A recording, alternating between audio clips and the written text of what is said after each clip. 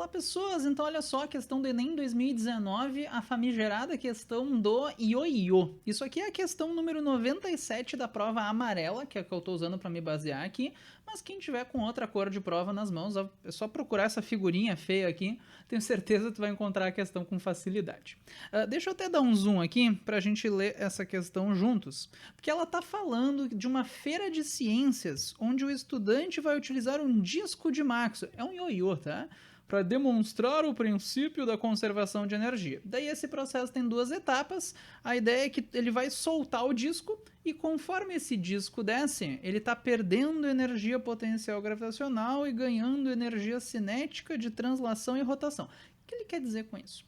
É que conforme o disco desce, ele está indo para baixo, isso é translação, e pensa no ioiô, conforme ele vai para baixo, ele também gira, então ele também tem uma rotação. Então existe um movimento de translação junto com um movimento de rotação.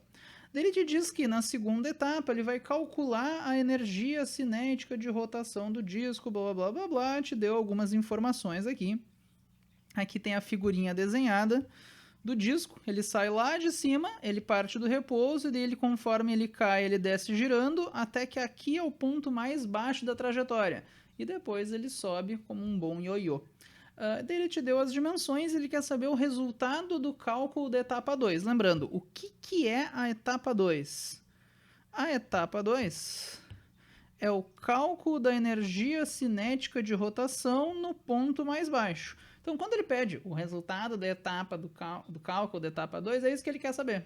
A energia cinética do disco quando o disco está aqui no ponto mais baixo da trajetória. Ele até deu no enunciado, né? No ponto mais baixo da trajetória, tu está em 1/3 da altura.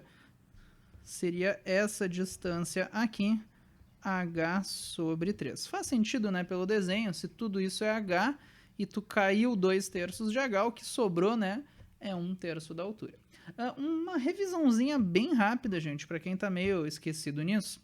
Quando a gente fala de energia, a gente divide energia em mecânica em duas grandes categorias. Existe a energia cinética, que é a energia de movimento. No caso, esse ioiô, conforme ele desce, lembra que ele tem dois movimentos. Ele tem um movimento para baixo, que é a translação, e um movimento de giro, que é a rotação. E além disso, existe energia potencial. Energia potencial é uma energia que está armazenada em algum lugar. Provavelmente o tipo mais famoso de energia potencial seja a energia potencial gravitacional, que nada mais é do que uma energia que está armazenada na tua altura.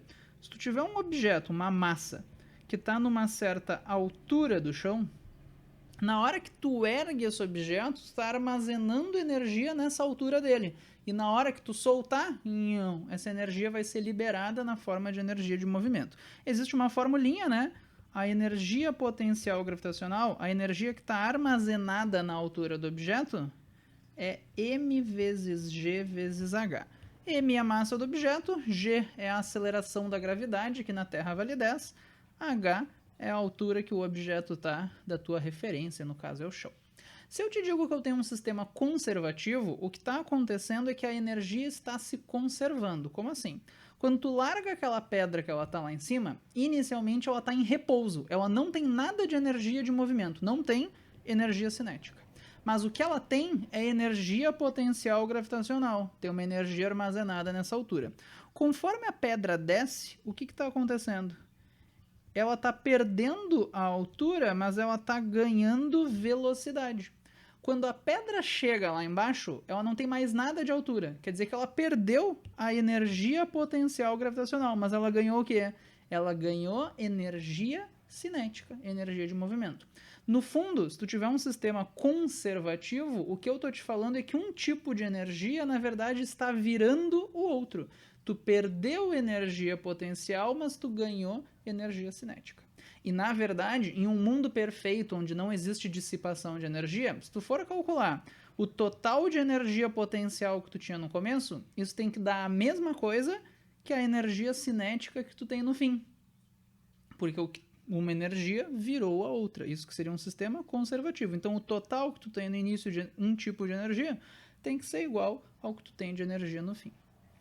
A ideia dessa questão, na verdade, é justamente trabalhar com isso, porque ele diz para considerar que o sistema é conservativo. Então a questão quer que tu considere que a energia total do disco se manteve. Então imagina que o disco estava lá em cima, numa certa altura do chão. Vamos fazer um chãozinho aqui.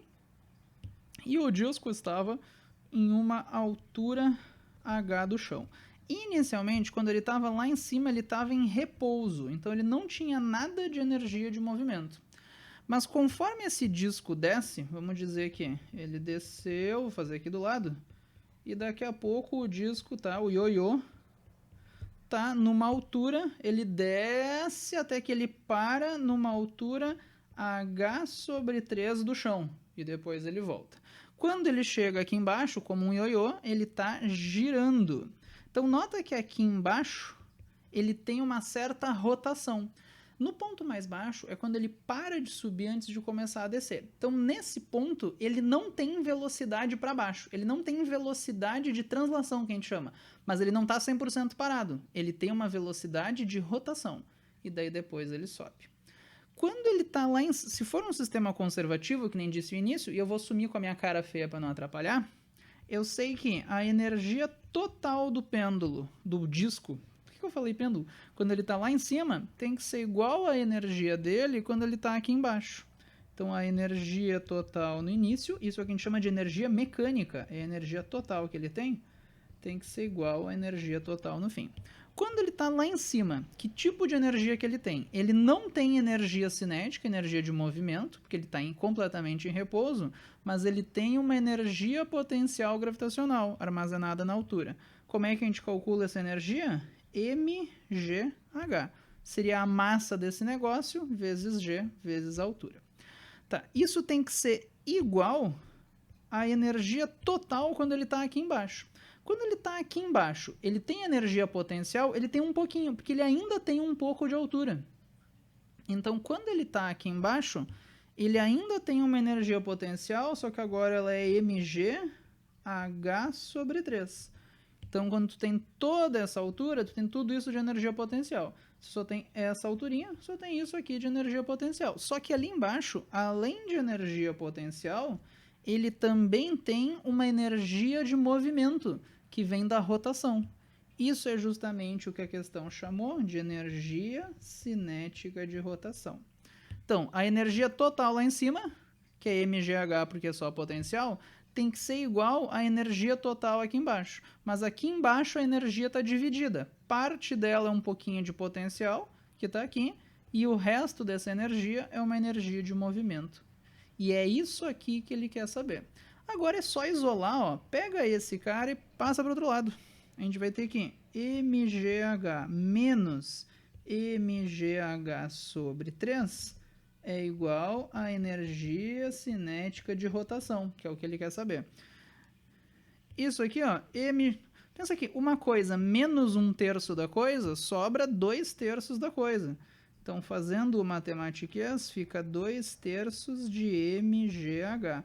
Isso é a energia cinética de rotação.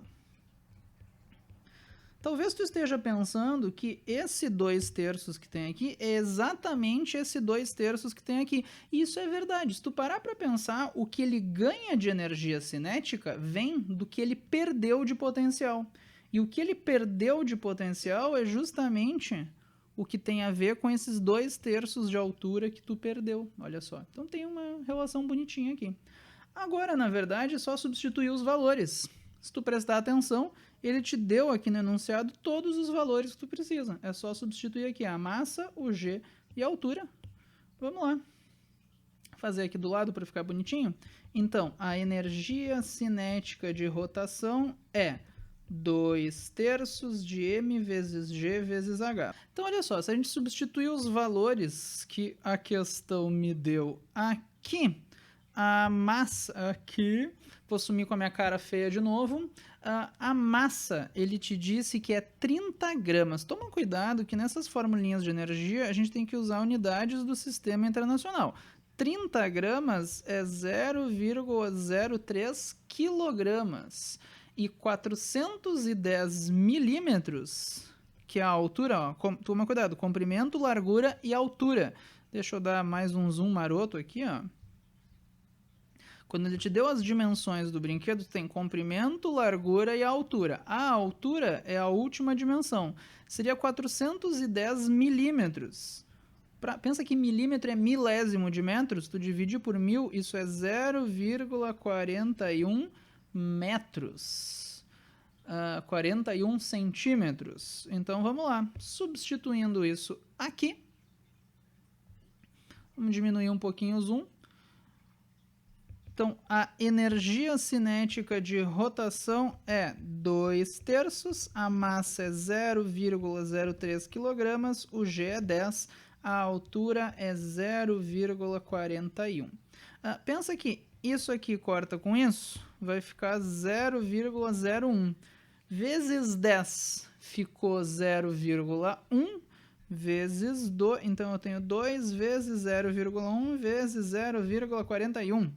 Isso ficaria 0,82, ficou 0,082. Se tu multiplicar a unidade, lembrando, energia de rotação, isso é uma energia cinética, em joules. Toma cuidado que a questão não escreveu desse jeito. Ela andou com a vírgula 2 casas e escreveu em notação científica 8,2 vezes 10 na menos 2 joules. Se tu procurar isso nas alternativas, letra B de beijos e até a próxima questão. Deixa eu fazer o seguinte, deixa eu até posicionar isso aqui para um print bonitinho, maroto da questão. Quem quiser tirar um print da resolução, tchau para vocês.